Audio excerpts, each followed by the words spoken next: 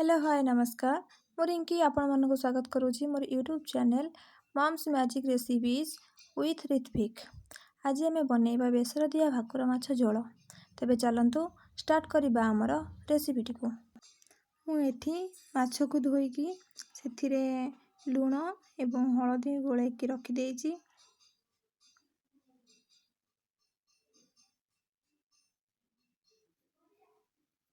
ଏବେ ଚାଲନ୍ତୁ ଆମେ ଏଇଟାକୁ ଚୁଲିରେ ପ୍ରସ୍ତୁତ କରିବା। ତେଣୁ କଡ଼େଇଟିକୁ ମୁଁ ଭଲସେ ଗରମ କରି ନେଇଛି ଏବଂ ସେଥିରେ ତେଲଟିକୁ ମଧ୍ୟ ଭଲସେ ଗରମ ହେବା ପରେ ମାଛଟିକୁ ପକାଇବେ। ଏଠାରେ ମୁଁ ମାଛ ଗୁଡ଼ିକୁ ଗୋଟି ଗୋଟି କରି ପକାଇ ଦେଉଛି।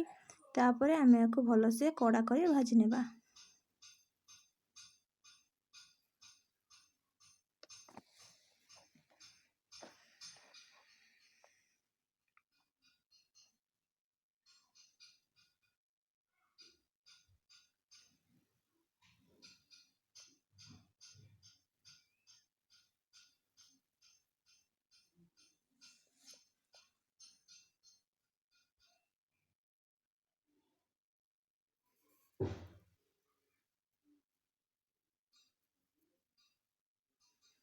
ଦେଖନ୍ତୁ ଏଠି ମାଛର ଗୋଟେ ପଟ ଭଲସେ ହେଇଯାଇଛି। ମାଛଟିକୁ ଏପଟ ସେପଟ କରିକି ଆପଣ ଭଲସେ ଭାଜି ନେବେ।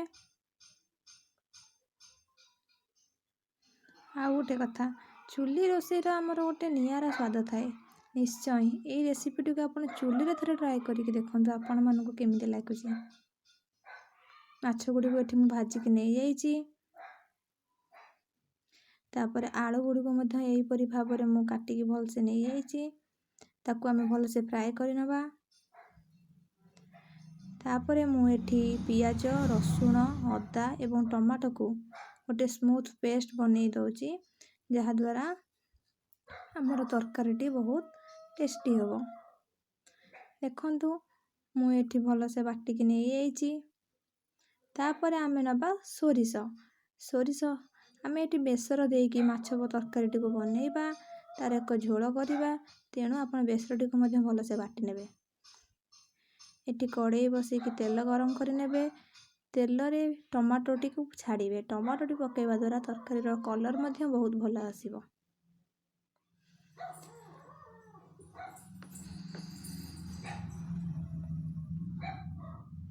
ଦେଖନ୍ତୁ ଟମାଟୋଟି ଏଠି ଭଲସେ ମେଲ୍ଟ ହେବା ଯାଏ ଆପଣ ତାକୁ ଭାଜି ନେବେ।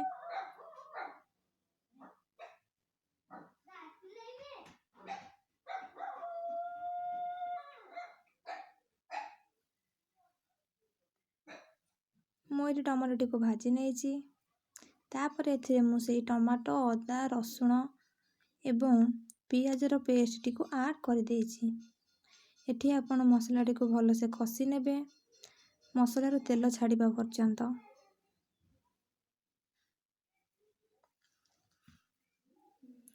ତାପରେ ଆପଣମାନେ ଏଥିରେ ଧୀରେ ଧୀରେ କରି ସବୁ ମସଲା ଗୁଡ଼ିକୁ ଆଡ଼୍ କରିବେ।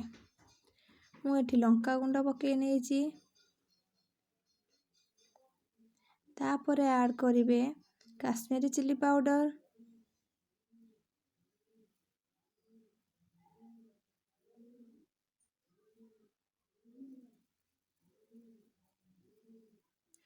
ଲୁଣ ଏବଂ ହଳଦୀ। ଏଠାରେ ମୁଁ ସୋରିଷ ବଟାଟିକୁ ମଧ୍ୟ ଦେଇ ଦେଉଛି। ମସଲା କଷି ହେବା ପରେ ହିଁ ଆପଣ ସୋରିଷ ବଟାଟିକୁ ଦେବେ, ନହେଲେ ଆମର ତରକାରୀଟି ପିତା ଲାଗିବ। ତାପରେ ଆପଣ ସୋରିଷ ବଟା ଆଡ଼୍ କରିବା ପରେ ବେଶୀ କଷିବେ ନାହିଁ।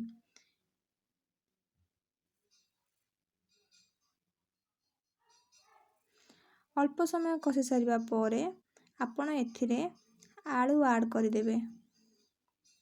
ଏବେ ମୁଁ ଏଠି ଟିକେ ମିଟ୍ ମସଲା ପକାଇ ନେଇଛି, କାଶ୍ମୀରୀ ଚିଲି ପାଉଡ଼ର,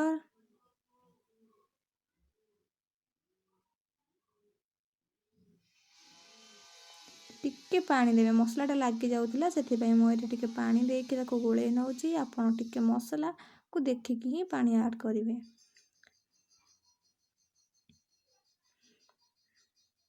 ମସଲାଟି ଏଠି ଆମର ଭଲସେ କଷି ହେଇଗଲାଣି।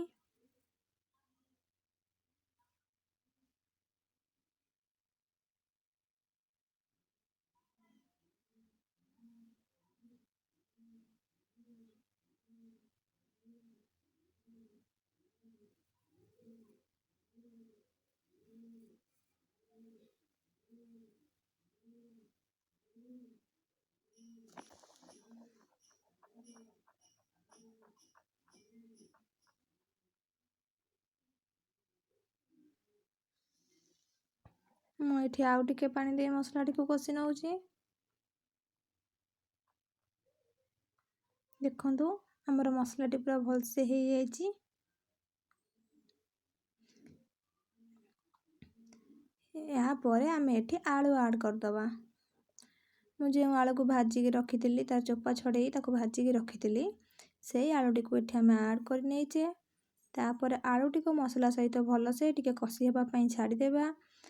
ଆଳୁଟି କଷି ହେଇଗଲା ପରେ ଆପଣମାନେ ସେଥିରେ ଆବଶ୍ୟକ ଅନୁସାରେ ପାଣି ଦେଇଦେବେ।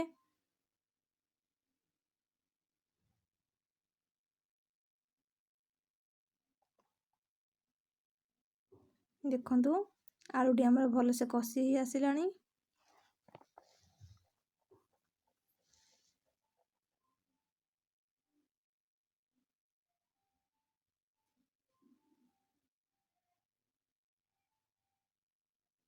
ଆଳୁଟି ମସଲା ସହିତ ଭଲସେ ମିଶିଗଲାଣି।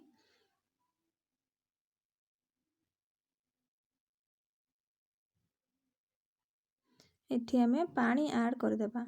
ଆପଣ ଆପଣଙ୍କର ଆବଶ୍ୟକ ଅନୁସାରେ ଗ୍ରେଭି ପାଇଁ ପାଣି ଆଡ଼୍ କରିବେ। ଦେଖନ୍ତୁ ଏଠି ଆମର ତରକାରୀଟି ଫୁଟିବା ଆରମ୍ଭ କଲାଣି। ତରକାରୀଟି ଫୁଟିବା ଆରମ୍ଭ କଲେ ପାଣି ଯେତେବେଳେ ଆମେ ଦେଇଥିବା, ଫୁଟିବା ଆରମ୍ଭ କଲା ପରେ ଆମେ ମାଛ ଗୁଡ଼ିକୁ ଆଡ଼୍ କରିବା।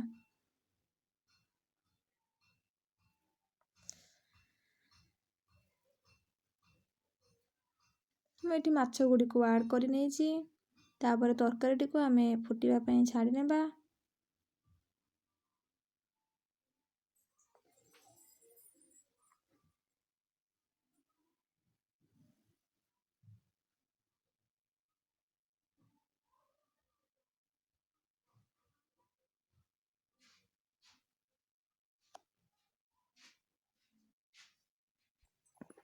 ଦେଖନ୍ତୁ ତରକାରୀଟି ଆମର ଫୁଟୁଛି।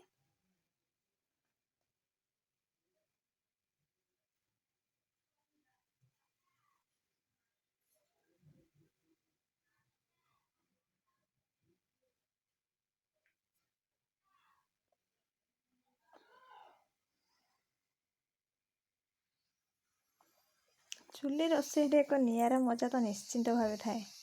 ଆପଣ ନିଶ୍ଚିନ୍ତ ଥରେ ଟ୍ରାଏ କରିବେ।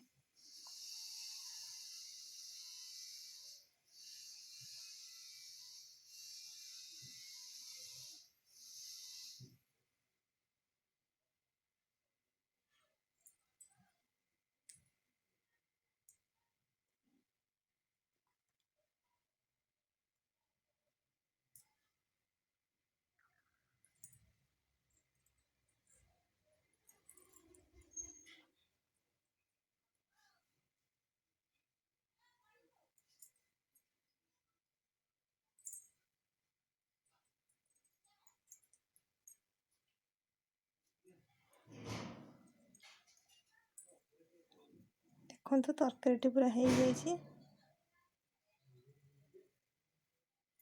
କେମିତି ସୁନ୍ଦର ବି ଦେଖାଯାଉଛି। ଆପଣମାନେ ନିଶ୍ଚିନ୍ତ ଥରେ ଏଇ ବେସର ଦିଆ ଭାକୁର ମାଛ ଝୋଳକୁ ଟ୍ରାଏ କରନ୍ତୁ ଏବଂ ମୋତେ ଲାଇକ୍, ସେୟାର ଆଉ କମେଣ୍ଟ କରିକି ଜଣେଇବେ ଆପଣମାନଙ୍କୁ କେମିତି ଲାଗିଲା ମୋର ଏଇ ବେସର ଦିଆ ଭାକୁର ମାଛ ଝୋଳ। ଧନ୍ୟବାଦ।